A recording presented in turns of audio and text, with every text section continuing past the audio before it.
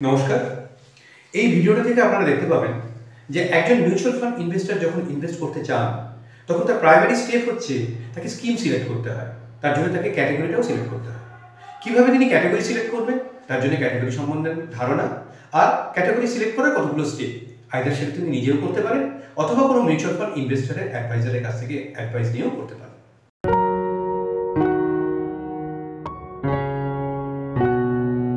5 বছরের রিটার্নকে বেস ধরে আমরা বেশ কিছু ক্যাটাগরির ফান্ডকে 5টা করে ফান্ড নিয়ে কতগুলো কম্পাইলেশন বানিয়েছি, যেখান থেকে আপনারা টেবিল ওয়াইজ যদি দেখেন তাহলে দেখতে পাবেন যে একদম ওপরে যে ফান্ডটা থাকবে সেটা হচ্ছে 5 বছরের হাইয়েস্ট রিটার্ন, একদম নিচে যে ফান্ডটা থাকবে সেটা 5 বছরের লোয়েস্ট রিটার্ন। এখন রক্তিম আমাদের সেই ফান্ডগুলোকে পরপর সেই ক্যাটাগরি ওয়াইজ ফান্ডগুলোকে পরপর দেখিয়ে যাবে। স্মল ক্যাপ ক্যাটাগরিতে one small cap fund 5 years at 44.66%, HSBC small cap 33.05%. এরপরে আছে ফ্লেক্সি ক্যাপ ফান্ডে quant flexi cap 5 years at 32.67%, Franklin India flexi cap fund 5 years at 23.95%.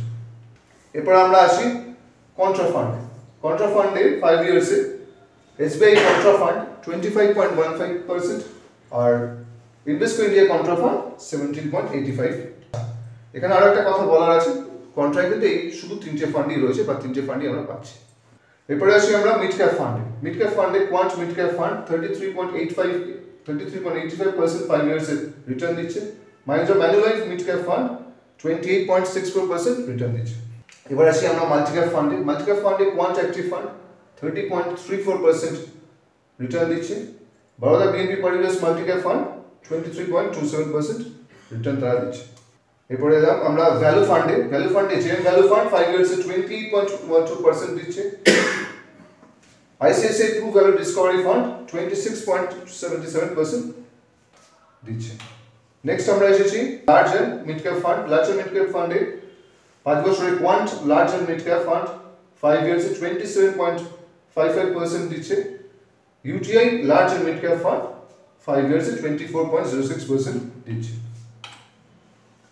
এরপরে আমরা এলাম হাইব্রিড মাল্টি অ্যাসেট ফান্ডে কোয়ান্ট মাল্টি অ্যাসেট ফান্ড কিন্তু 27.27% কিন্তু রিটার্ন দিচ্ছে। HDFC multi asset fund 15.38% return দিচ্ছে। হাইব্রিড অ্যাগ্রেসিভ ফান্ডে ব্যাংক অফ ইন্ডিয়া 25.21% রিটার্ন দিচ্ছে। UTI aggressive hybrid fund 19.39% return দিয়েছে। এরপরে এলাম আমরা ফোকাস ফান্ডে এইচডিএফসি ফোকাস 30 ফান্ড 5 years এ 25.70% দিয়েছে। সেখানে আইসিআইসিআই পুরো ফোকাস ইকুইটি ফান্ড 22.76% দিয়েছে। এরপর আসি আমরা লার্জ ক্যাপ ফান্ডে Nippon India large cap fund 5 years এ 23.28% দিয়েছে। টাটা লার্জ ক্যাপ ফান্ড 19.12% দিয়েছে। হাইব্রিড ব্যালেন্স অ্যাডভান্টেজে HDFC balance advantage fund 5 years এ 23.67% দিয়েছে। ICICI group balance advantage fund 5 years এ 14.11% দিয়েছে। ইন্ডেক্স ফান্ডে BSP Nifty 50 equal weight index fund 5 years এ 22.96% দিয়েছে। UTI Nifty 50 index fund 5 years এ 18.43% রিটার্ন দিয়েছে। এরপরে আমরা এলাম হাইব্রিড ইকুইটি সেভিংসে। এই ক্যাটাগরিতে 5 years এ Sundaram equity savings fund 12.86% return দিয়েছে। HDFC equity savings fund 11.91% return তারা প্রোভাইড করছে। হাইব্রিড কনজারভেটিভ ফান্ডে bank of India conservative hybrid fund 5 years এ 12.54% রিটার্ন দিয়েছে। UTI conservative hybrid fund 5 years এ 9.73% রিটার্ন দিয়েছে। তাহলে এতক্ষণ আপনারা 5টা করে সিলেক্টেড ফান্ডে বিভিন্ন ক্যাটাগরিতে যে রিটার্নটা দেখলেন তার একটা সামারাইজ ভার্সন এখানে রয়েছে, যেখান থেকে আপনারা একটা ওভারঅল আইডিয়া পাবেন যে কোন ক্যাটাগরির ফান্ড কীরকম রিটার্ন দিচ্ছে। আপনারা দেখতে পাচ্ছেন যে স্মল ক্যাপ ফান্ড সেটা আমরা যে 5 বছরের 5টা স্কিম নিয়েছি তাতে 44 থেকে 33% দিচ্ছে। ফ্লেক্সি ক্যাপ ফান্ড 32 থেকে 23%, কন্ট্রা ফান্ড 32 থেকে 21%, মিড ক্যাপ ফান্ড 31 থেকে 28%, মাল্টি ক্যাপ ফান্ড 30 থেকে 23%, ভ্যালু ফান্ড 28 থেকে 26%, large and mid cap fund 27 থেকে 24%, হাইব্রিড মাল্টি অ্যাসেট ফান্ড 27 থেকে 15%, হাইব্রিড অ্যাগ্রেসিভ ফান্ড 25 থেকে 19%, ফোকাস ফান্ড 25 থেকে 22%, লার্জ ক্যাপ ফান্ড 23 থেকে 19%, হাইব্রিড ব্যালেন্স ফান্ড 23 থেকে 14%, ইন্ডেক্স ফান্ড 22 থেকে 18%, হাইব্রিড ইকুইটি সেভিংস ফান্ড 12 থেকে 11%, হাইব্রিড কনজারভেটিভ ফান্ড 12 থেকে 9%। তাহলে আপনারা দেখতে পাচ্ছেন যে স্মল ক্যাপ ফান্ডই এখানে হাইয়েস্ট রিটার্ন দিচ্ছে আর হাইব্রিড কনজারভেটিভ ফান্ড এখানে লোয়েস্ট রিটার্ন দিচ্ছে। এবারে আপনার রিস্ক প্রোফাইল, আপনার রিস্ক অ্যাপেটাইট এবং আপনার ইনভেস্টমেন্ট অবজেক্টিভের সঙ্গে ব্যালেন্স করে এই ক্যাটাগরির মধ্যে ফান্ড সিলেক্ট করতে হবে। এটা একটা ওভারঅল আইডিয়া, যেখানে আপনি বিভিন্ন ক্যাটাগরি কি রিটার্ন হয় সেটা একটা ওভারঅল আইডিয়া আপনি এখান থেকে পেলেন। তাহলে এই পর্যন্ত এসে, এই স্টেজে এসে আমরা কি পেলাম? আমরা বিভিন্ন ক্যাটাগরির ফান্ডের 5টা করে সিলেক্টেড ফান্ডের তার রিটার্ন পেলাম এবং তার একটা সামারাইজ ভার্সন পেলাম, যেখানে ক্যাটাগরি ওয়াইজ আমরা দেখে নিতে পারছি অ্যাট এ গ্ল্যান্স যে কীরকম রিটার্ন জেনারেট করেছে কোন ক্যাটাগরি। তাহলে এই পর্যন্ত আসার পর আমাদের স্টেপসগুলোকে দেখতে হবে যে কোন কোন স্টেপ আমরা ফলো করে আমরা সিলেকশন প্রসেসটাকে ঠিক করতে পারবো। তার জন্য প্রথম স্টেপ হচ্ছে আন্ডারস্ট্যান্ডিং ডিফারেন্ট ক্যাটাগরি। ডিফারেন্ট যে ক্যাটাগরি আমরা দেখালাম সেই ক্যাটাগরিগুলোকে ভালো করে বোঝা।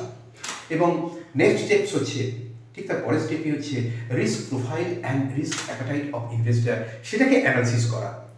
তারপরের স্টেপই আমরা আসছি যে balancing between return expectation and risk profile. একজন ইনভেস্টারের কতটা রিস্ক প্রোফাইল বা কতটা রিস্ক অ্যাপেটাইট এবং রিটার্নের এক্সপেকটেশন, তার মধ্যে একটা ব্যালেন্স তৈরি করা, একটা ব্রিজ তৈরি করা ফান্ড সিলেকশনের জন্য। নেক্সট স্টেপটা হচ্ছে যে কনসিডারিং আদার ফ্যাক্টরস। শুধু এখানে ক্যাটাগরি বা স্কিম নয়, আরও কিছু যে ইম্পর্টেন্ট ফ্যাক্টরসগুলো আছে, economic, geopolitical issue, economic condition, market condition. যেমন এই মুহূর্তে দাঁড়িয়ে আমরা বলতে পারি যে স্মল ক্যাপটা ওভারভ্যালুড হয়ে গেছে, সুতরাং স্মল ক্যাপে ইনভেস্টমেন্ট করা কি রিস্কি নয়?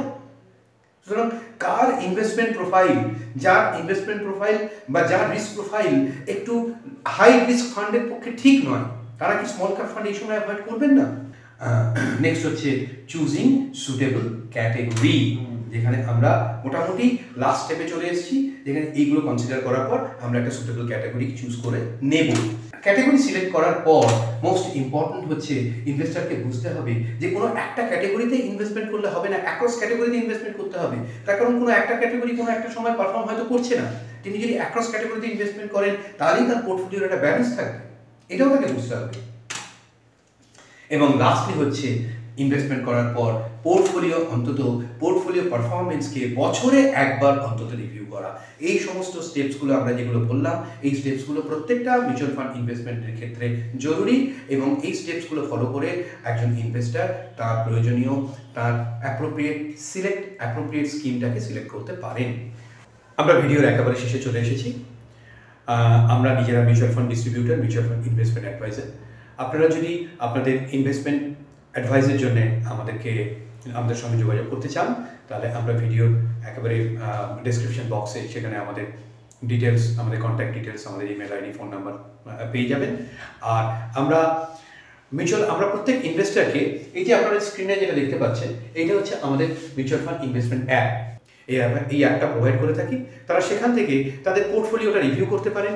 পুরো প্রসেসটাই অনলাইন প্রসেস, যেখানে আপনারা একদম ফ্ললেসলি আপনাদের মোবাইল থেকে বা ওয়েবসাইটে লগ ইন করে আপনি আপনার মিউচুয়াল ফান্ড ইনভেস্টমেন্টের পারফরমেন্স খুব ভালোভাবেই মনিটর করতে পারবেন।